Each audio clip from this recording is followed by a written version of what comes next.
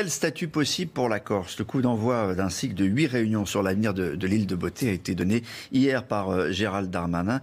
Il a rencontré une délégation de 20 élus corses qui se sont déplacés à Paris. On va écouter Gérald Darmanin et puis Gilles Simeoni à la sortie de cette première réunion.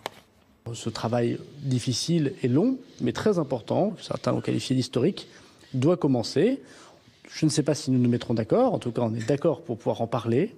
Et à la fin, j'aurai l'occasion, puisque j'ai ce mandat du président de la République et de la Première ministre, de donner nos conclusions au président de la République qui prendra ses décisions après en avoir parlé, j'imagine, directement avec les élus. Il me semble pouvoir dire que de l'avis général, au moins pour cette première réunion, la barre a été mise au bon niveau, au plan politique, puisque nous avons défini une méthode de travail, un calendrier.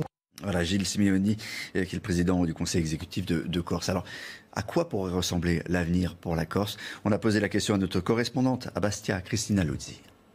Deux versions s'opposent pour l'avenir de la Corse. D'un côté, l'idée avancée au mois de mars par Gérald Darmanin et le gouvernement qui est de mettre en place un statut comme en Polynésie française, c'est-à-dire un degré élevé d'autonomie avec des compétences en matière économique et sociale, d'enseignement scolaire, de santé, d'équipement et d'environnement. La Polynésie dispose par exemple d'une autonomie fiscale et peut donc fixer l'assiette, le taux et les modalités de recouvrement de tout impôt sans pour cela passer par le Parlement français compétent en la matière.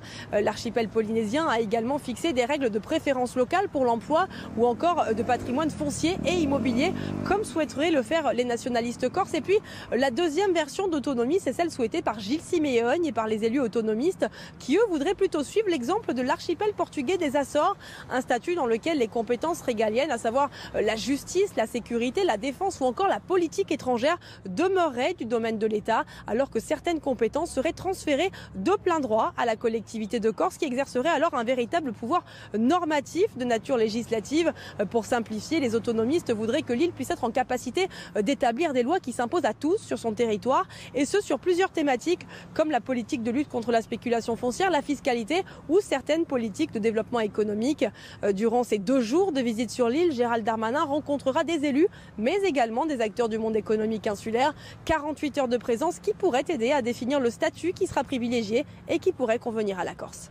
Restez bien avec nous sur CNews. Dans un instant, c'est